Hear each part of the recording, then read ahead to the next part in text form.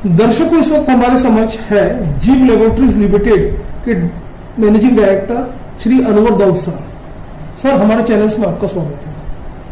Sir, हम आपसे ये जानना चाहेंगे कि जब हम जीव लेबोरेटरीज की जो बात करते हैं तो काफी प्रोग्रेस है इस रीजन में, और आप ये बताइए किस चीज में एक्चुअली डील होता है आपके फार्मास्यूटिकल कंपनी जो है आपकी, उस बारे में बताइए। जी सर, ये जिम लेबोरेटरीज लिमिटेड एक ऐसी कंपनी है कि जो बहुत स्पेशलाइज्ड एरिया में काम करती है। ये कंपनी टेक्नोलॉजी कंपनी है। इसके पास में एक खुद का एक R&D रिसर्च सेंटर है, जिसके अंदर वो प्रोडक्ट नए तरीके से डेवलप करती है, जेनेरिक प्रोडक्ट डेवलप करती है। लेकिन कई प्रॉब्लम जो ड्रग मेडिसिन में आप आमतौर पर दिखते हैं, जैसे कि किसी के साइड इफेक्ट होते हैं, किसी के इफेक्ट कम रहते हैं, बहुत बड़ा डोज लेना पड़ता है, या आपको कन्वीनियंस नहीं है, पानी के साथ में पीना है तो बहुत ज्यादा पानी लग रहा है, या किसी और चीज के साथ में पीना तो कन्वीनियंस नहीं है। तो ये सब जो प्रॉब्लम है इनको सॉल्व करती है। आप अगर देखेंगे कि इनकन्वीनियंस, जैसा टेस्ट अच्छा नहीं है या घड़ी घड़ी लेना पड़ता है, तो इसमें सब डोज मिस होने के चांस रहते हैं या ट्रीटमेंट डिसकंटिन्यू हो जाता है। ऐसे प्रोडक्ट जो अच्छे हैं लेकिन क्योंकि कन्वीनियंस नहीं है और उस वजह से पेशेंट छोड़ देता है अपना ट्रीटमेंट, तो उन प्रॉब्लम्स को जिम लेबोरेटरीज के एक ऐसी कंपनी है जो सॉल्व करती है। वो ऐसे इन्हीं प्रोडक्ट को लेकर वो ऐसा बनाती है कि जिनमें दिन में एक ही बार लेना पड़े, या बिना पानी के ले सकते हैं। या आप अगर देखोगे, मेरे पास में एक ऐसा प्रोडक्ट है हमारी कंपनी ने बनाया हुआ कि जो ओरल फिल्म है, जैसे जबान पे रखो, आपको पानी के साथ पीने की जरूरत नहीं है, पानी लेने की जरूरत नहीं, विदाउट पानी के आप ले सकते हो। ये प्रोडक्ट है, ऐसे लोगों को दे सकते हैं कि जो वर्टिकल नहीं है। कई लोग ऐसे कई ऐसे मरीज है जो बेड रिडन है, तो वो कैसे मेडिसिन लेगा, कैसे पानी पिएगा, क्योंकि वो विंड उसमें लंग में जाने का चांस है पानी, अगर वो ओरल ड्रग लेगा तो ऐसे बहुत सारे जो प्रॉब्लम फेस होते हैं, वो प्रॉब्लम्स को हम सॉल्व करके ऐसा नए तरीके से ये प्रोडक्ट का हम फॉर्मुलेशन करते हैं, निर्माण करते हैं, और ये हमारे पास में टेक्नोलॉजीज है। तो इस टेक्नोलॉजीज की भारत में ही नहीं, सारी दुनिया में इस टाइप की टेक्नोलॉजी यूज करके बनाए हुए प्रोडक्ट की बहुत बड़ी डिमांड है। और इस वजह से जिम ने अपना एक स्थान बनाया है सारी दुनिया में कि ये कंपनी बहुत ही स्पेशलाइज्ड टेक्नोलॉजी को यूज करके कई प्रॉब्लम्स जो एग्जिस्टिंग प्रोडक्ट में है, उन प्रॉब्लम्स को सॉल्व करके पेशेंट को एक अफोर्डेबल वे में ये मेडिसिन जो अच्छी है लेकिन कुछ प्रॉब्लम की वजह से लोग ले नहीं पा रहे, वो पहुंचाती है। और इस वजह से आज के डेट में इस कंपनी में 30 साल इसको कंप्लीट हो गए, और 30 साल के बाद में आज ये 1000 लोगों को एम्प्लॉय करती है, सब लोकल है। इसके पास में एक रिसर्च सेंटर है, और हमारी जो फैक्ट्री है जहाँ पर ये सब प्रोडक्ट का निर्माण होता है, उस फैक्ट्री में उसके एक्रेडिशन सारी दुनिया में है, यूरोप में है, लैटिन अमेरिका में है, बड़ी बड़ी कंट्रीज में हमारे एक्सपोर्ट होते हैं। और आज के डेट में जो मार्च में लगभग नियर अबाउट प्लस माइनस कुछ 5-6% कर लो तो 400 करोड़ का हमारा बिजनेस है, जिसमें से 85% बिजनेस हमारा देश के बाहर है। यानी हम सारी दुनिया में, हम सिर्फ कल्वेश्वर में बैठे हैं, सबसे रिमोट बैकवर्ड एरिया में बैठे हैं, लेकिन हमारा वर्कर जो मेडिसिन बना रहा है, कल्वेश्वर का आदमी जो मेडिसिन बना रहा है, वो सारी दुनिया में जा रहा है, और सबसे प्रोग्रेसिव और एडवांस कंट्रीज में ही हमारी मेडिसिन बिक रही है। इस बात को सोचकर मुझे हमेशा गर्व होता है, क्योंकि मैं खुद काटोल का पैदाइश मेरी है, तो मुझे बड़ा अच्छा लगता है कि इतने बैकवर्ड एरिया में आके इस कंपनी ने और हमारी टीम ने ये काम कर दिखाया कि हमारी मेडिसिन सारी दुनिया में जाती है और एक्सेप्ट होती है। अच्छा, आपने प्रश्न पूछा। कोरोना के वक्त हमने ये किया कि सबसे पहले तो ये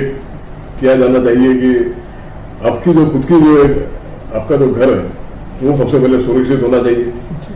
तो जितने भी हमारे जो 1000 के करीब 1200 के करीब जो हमारे एम्प्लॉइज थे, उनको हमने पूरी ट्रेनिंग दी कि कोरोना में किस तरह से रहे और किस तरह से अपने आप को इन्फेक्शन से बचाए, ताकि कंपनी चलती रहे। अगर सबके सब गिर जाते क्योंकि साथ में काम होता है, तो शायद हमारी कंपनी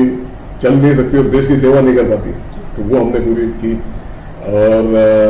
हमारे पास में कई मेडिसिन, पूरा देश बंद हो चुका था और सारी दुनिया बंद थी, तो जितने रॉ मटेरियल थे उस वक्त, हालांकि हमारा 80 से ज़्यादा % जो बिजनेस है वो देश के बाहर है, तो माल आना बंद हो गया था, कहीं बाहर से जो आता था माल, रॉ मटेरियल। तो हमने फिर वो माल, हमारे एक्सपोर्ट को एक बार के लिए हमने बंद कर दिया। 6 महीने तक के हमारे पास जो मटेरियल था, जो इस देश के लोगों को जिस मेडिसिन की जरूरत थी उसकी पहले पूर्ति की, और हमने एट कॉस्ट कई मेडिसिन को डिस्ट्रीब्यूट किया, ताकि कई ऐसे मेडिसिन है, एजिथ्रोमाइसिन, पैरासीटामोल, ये डॉक्सीसाइक्लिन, इस टाइप की जो मेडिसिन है हमने एट कॉस्ट बनाकर डिस्ट्रीब्यूट किया। कई जगह पर फ्री भी हमने कैंप्स लगे थे कलमेश्वर में, वहां पे हमने दिया कि हमारे जो पेशेंट्स हैं, ऑक्सीजन का जैसा जो प्रबंध था कलमेश्वर, हम ये बनाते नहीं है ऑक्सीजन का, हमारा बिजनेस है नहीं, लेकिन हमने ऑक्सीजन के हिसाब से यहाँ पे वहाँ पे एक सुविधा करवाई, सुविधा प्राप्त करवाई हमारे जो प्राइमरी हेल्थ सेंटर में कलमेश्वर में, कि इसलिए कि यही के जो वर्कर है, ये हमारी टीम के सब मेंबर है, उनको और उनके परिवार को सबसे पहले हमारे को प्रोटेक्ट करना जरूरी था। और इस शहर से जहाँ हमारी कंपनी है उसके आसपास के गांव, उसके आसपास के जो एरियाज है, उससे हम काफी गहराई से जुड़े हुए हैं, उसके पार्ट है। तो ये चीज हमने की, और एट कॉस्ट उस टाइम पे हमने ये नहीं सोचा कि हमारी कंपनी का मुनाफा या इस टाइप की चीज उस टाइम पे किसी के दिमाग में आती भी नहीं है। तो इस तरह से हमने वो किया, और कंपनी की प्रगति तो होती रही। फिर बाद में जो एक्सपोर्ट है, जो इंटरनेशनल वो वहाँ पर भी जहाँ जहाँ जरूरत थी वहाँ पर हमने भेजा है। हमने किसी भी ऑर्डर को इस तरह से हमारा काम था कि किसी भी ऑर्डर को रिफ्यूज नहीं किया,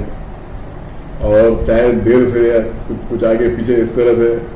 हर हमारे जो कस्टमर थे, जो इस टाइप से कोविड अफेक्टेड कंट्रीज है जहाँ पर वहाँ के कस्टमर भी थे, तो उनको हमने पूरी कोशिश की कि हमारी तरफ से सप्लाई हो, और उनके ऑर्डर पूरे जो 100% सप्लाई हो, ताकि हमारे मेडिसिन नहीं मिलने की वजह से किसी भी जगह पर, कोई भी किसी भी कंट्री में या किसी भी पेशेंट को नुकसान ना पहुंचे। देखिए, सबसे पहले तो मैं खुद यहाँ के कॉलेज जो department of pharmacy, university department of pharmaceutical sciences है, वहाँ उसका प्रोडक्ट हूँ, यहीं से मैंने इन्फॉर्म किया है। और मैं और मेरे जैसे कई लोग, क्योंकि यहाँ पर कोई इंडस्ट्री नहीं है, इसलिए नागपुर छोड़ के उनको जाना पड़ता है, और विदर्भ छोड़ के गए हुए हैं बड़ी बड़ी कंपनियों में, मल्टीनेशनल में, या देश के बाहर उन्होंने इस प्रोफेशन को बहुत बड़े योगदान दिए। और ये सोचकर हमेशा बड़ा दुख होता है कि विदर्भ के लोगों को नौकरी के लिए यहाँ पर, विदर्भ में आप देखोगे नहीं तो भी 30 से 35 कॉलेज है, इनमें से समझ लीजिए 30-40% तो बाहर चले जाते देश के, क्योंकि यहाँ पर कोई है नहीं, अपॉर्चुनिटी नहीं है, या फिर नौकरी करते हैं, और नौकरी भी विदर्भ के बाहर करते हैं। तो ये जब मैं खुद नौकरी करने गया, और जब मैं यहाँ पर वापस आया अपनी कंपनी को फाउंड करने के लिए या उसको स्थापित करने के लिए, तो ये मेरे दिमाग में एक बात थी कि विदर्भ के आदमी को विदर्भ के बाहर क्यों जाना पड़े। क्या सारी दुनिया, कहीं आप देखोगे तो दुनिया के किसी भी कोने में आज ग्लोबलाइज वर्ल्ड है, तो कहीं पर भी एक्सपोर्ट हो सकता है। आपको आपके लोगों के लिए पहले एम्प्लॉयमेंट बनाना चाहिए, करना चाहिए, फिर बाद में बाकी सोचना चाहिए। तो अपनी मिट्टी से जुड़े रहने में मुझे एक ये लगता है कि भाई हर एंटरप्रेन्योर की कोशिश रहना चाहिए कि जिस मिट्टी में पैदा हुआ है उसके लिए कुछ वापस कुछ देना चाहिए। अगर उसको एजुकेशन मिला है, यहीं से उसको कोई सक्सेस मिला है, यहाँ के कॉलेज में पढ़ा है उसने, तो उसलिए ये जो मेरी कंपनी थी, ये सबसे बैकवर्ड एरिया जो विदर्भ का है उसमें हमने लाके उसको स्थापित किया। और 95% यहाँ पर जो लोग काम करते हैं वो विदर्भ के हैं, स्पेशली नागपुर के, और स्पेशली कलमेश्वर, काटोल और उसके सराउंडिंग जितने 30-40 जो गांव है उसके वर्कर भी है, उसके स्टाफ भी है। तो ये मेरी पहले से ये कोशिश रही कि यहाँ पर एम्प्लॉयमेंट दिया जाए, यहाँ के जो ग्रेजुएट्स है, यहाँ के फार्मेसी कॉलेजेस है, उनको एम्प्लॉयमेंट भी दिया जाए, लेकिन हर एक को मैं एम्प्लॉयमेंट नहीं दे सकता। हर साल यहाँ से कम 3,000 बच्चे पढ़कर निकलते हैं ग्रेजुएट, और इनको सबको तो एक कंपनी नहीं दे सकती। तो हमारी ये कोशिश है कि उनको हेल्प दी जाए, उनको एक इंटरनेशनल स्टैंडर्ड पे लाया जाए, ताकि जहाँ पर भी वो जाए वहाँ पर अच्छा एक योगदान दे और हमारे गांव का, हमारे देश का नाम ऊपर आए। मेरा ये समझना है, और कई बार हमने हमारे जो बड़े अच्छे हमारे जो नेतागण हैं बहुत अवेयर है और बहुत प्रोएक्टिव भी है, ये मुझे बोलना चाहिए। और ये बात सच है, आप पिछले 5-6 साल में जो आप शहर की जो प्रोग्रेस देख रहे हो, उससे बात बिल्कुल साफ है कि हमारा जो नेतृत्व है वो बहुत जागरूक है, लेकिन कोई भी नेतृत्व है देश की पॉलिसी के बाहर जाकर काम नहीं कर सकता जी। अब देखिए, जो सब्सिडी वाले जो है वो लिमिटेड ऑप्शन अवेलेबल है, क्योंकि बजट पास होता है, बजट के अंदर सब्सिडी के लिए कोई ज्यादा स्कोप नहीं बचा है। अब अगर ये है तो विदर्भ जैसा एरिया जो इतना सेंट्रल है और इंटरकनेक्टेड है और जो एक एजुकेशनल सेंटर है, उसकी ये जो प्लस पॉइंट है उसको यूज करके यहाँ पर इंडस्ट्री कैसी लाई जाए ताकि हमारे यहाँ के लोगों को यहीं पर एम्प्लॉयमेंट मिले। ये बहुत बड़ा काम है और इसके बहुत सारे फायदे भी हैं। जो दूसरे जो बड़े बड़े शहर है जैसे कि बम्बई या अहमदाबाद या पुणे या हैदराबाद, ये जितने भी देश के शहर है वो सैचुरेट होते जा रहे हैं। एक जगह पर इतना सारा इंडस्ट्रियल, कहीं पर भी ऐसे इस टाइप के सेंटर रखने से अब बहुत सारे नुकसान है, टाउन प्लानिंग के नुकसान है, एक साथ सब माइग्रेशन होता है तो डेफिनेटली देश का नुकसान है, वेस्टेज है। हम लोगों ने एक प्रस्ताव रखा था इस आईपीसी में कि इतने सारे जब यहाँ पर एरियाज है, एमफार्म है, पीएचडी के प्रोग्राम है और यहाँ की जो एजुकेशन है बहुत क्वालिटी एजुकेशन है और ये कनेक्टिविटी है, इन दो बातों को जोड़कर विदाउट सब्सिडी के ऐसा वातावरण कैसे क्रिएट किया जाए कि बहुत बड़ी इंडस्ट्री यहाँ पर आने को खुद इच्छुक हो जाए इन स्पाइट ऑफ कोई सब्सिडी नहीं है। क्योंकि सरकार से वो चीज नहीं मांगनी चाहिए कि लोग दे नहीं सकती, दे दे तो बहुत अच्छी बात है। तो हमारा ये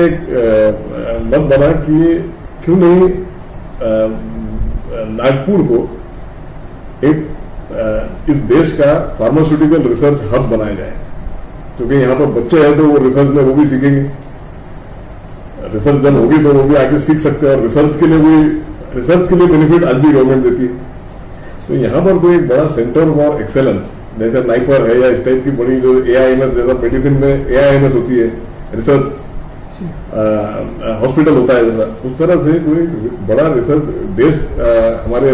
हमारी सबसे रिक्वेस्ट है प्राइम मिनिस्टर से, चीफ मिनिस्टर से कि इस टाइप का कोई बड़ा रिसर्च सेंटर खोला जाए और उसके चारों तरफ एक छोटा सा इंडस्ट्रियल एरिया बनाया जाए only as a research hub, जहां पर बड़ी जो देश की कंपनी या बाहर की कंपनी है वो अपना एक रिसर्च सेंटर डाल सके। आज के डेट में हम ये नहीं बोले कि फैक्ट्री डाले, एक रिसर्च सेंटर डाले, क्योंकि यहाँ के जो 3,000 बच्चे उनको काम मिलेगा और उनको टॉप कटिंग एज टेक्नोलॉजी पर काम करने का मौका मिलेगा। और यहाँ का लॉजिस्टिक्स पार्क को देख रहे, अच्छा जो बड़ी कंपनियां यहाँ पर लॉजिस्टिक्स सेंट्रलाइज लॉजिस्टिक्स पार्क डाल रही है, तो आप ये सोचिए कि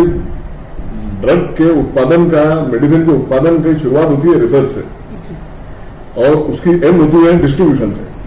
अगर ये दोनों चीजें अगर नागपुर में अपने आप आ जाएगी, अब बड़ी कंपनियों का यहाँ पे प्रेजेंस रहेगा एज लॉजिस्टिक्स और रिसर्च सेंटर, तो बीच का जो मैन्युफैक्चरिंग है अपने आप आना शुरू हो जाएगा, क्योंकि यहाँ पर उनको पता चलेगा कि यहाँ के नागपुर के लोग कितने अच्छे हैं, नागपुर शहर कितना कन्वीनियंट है, यहाँ पर कोई हमारी एज के जो लोग हैं उनके बच्चों की पढ़ाई की बहुत अच्छी सुविधा है। आप दूसरे शहर में जाओ तो वहां पे बच्चों को एडमिशन में तकलीफ होती है, अच्छे से अच्छे स्कूल में यहाँ पर बहुत अच्छे से एजुकेशन हो सकता है, क्लीन और ग्रीन सिटी है, पानी की कोई कमी नहीं है। तो हमारा ये सोचना है कि हम लोगों में एक फ्लो और पॉलिसी के साथ में फ्लो होना चाहिए और रिसर्च हब ये एक ऐसी चीज है जो सरकार से कोई पॉलिसी के बाहर नहीं मांग रहे हैं। अगर यहाँ से 3,000 बच्चे एक साथ निकलते हैं तो यहाँ पर प्रोडक्ट है, जो बड़ी बड़ी कंपनियों को जो चाहिए रिसर्च करने के लिए जो बच्चे चाहिए, सिर्फ उनके जो उनको सेटअप करना पड़ेगा और उसको पूरे बेनिफिट देना पड़ेगा हम लोगों को कि ये जो ऑलरेडी अवेलेबल है as per the central government scheme में, ये रिसर्च के लिए बेनिफिट अवेलेबल है। तो आप अगर चाहते हो कि भाई देश का, आज के डेट में कहते हैं कि भाई India is the pharmacy of the world, ये अगर स्टेटस बना रहे हैं तो रिसर्च जरूरी है। और अनुसंधान इस टाइप का रिसर्च करने के लिए अगर नागपुर, जो कि कई चीजों में एक अपना एक महत्वपूर्ण भूमिका निभा रहा है, जहाँ का प्रोडक्ट बहुत अच्छा है, सारी दुनिया में जाके जिसका नाम हो रहा है, उसको अगर नागपुर में काम करने का मौका मिले और बड़ी बड़ी कंपनियां यहाँ पे बहुत कम लागत के साथ, हम ये नहीं बोल रहे कि आप 100 करोड़ की एक फैक्ट्री डालो, हम ये कह रहे हैं हर बड़ी कंपनी ने यहाँ पे 10-15 करोड़ रुपए का एक रिसर्च सेंटर डाले और वहां हर एक उनमें से 25-50 लोग हमारे लेकर एक खुद भी रिसर्च करें और कॉस्ट इफेक्टिव रिसर्च। मेरा यकीन है कि यहाँ पे बहुत कॉस्ट इफेक्टिव रिसर्च होगी और यहाँ का जो स्टूडेंट है बहुत मेहनती है और उनको भी बड़े अच्छे प्रोडक्ट मिलेंगे और प्रोडक्ट मिलने के बाद में उनको ये समझ आएगा कि यहाँ के लोग इतने अच्छे हैं, इतने कोऑपरेटिव है कि कहीं से कोई बेनिफिट जो है जीएसटी का बेनिफिट और मॉडल का बेनिफिट, उससे ज्यादा प्रोडक्टिविटी से वो मेकअप हो जाएगा और यहाँ से एक्सपोर्ट के लिए बहुत अच्छी सुविधाएं है। हम खुद कर रहे हैं यहाँ से, हमारे को मालूम है बहुत इजी है, कोई उसमें दिक्कत नहीं है। यहाँ से दुनिया के नहीं, देश के किसी भी कोने में 17 घंटे में मटेरियल पहुंच सकता है। इतना बड़ा लॉजिस्टिक हब हमारे विदर्भ में तैयार हो रहा है, तो डिस्ट्रीब्यूशन हो सकता है और जब अगर रिसर्च हो सकता है तो प्रोडक्शन अपने आप शुरू हो जाएगा, ये मेरा मानना है।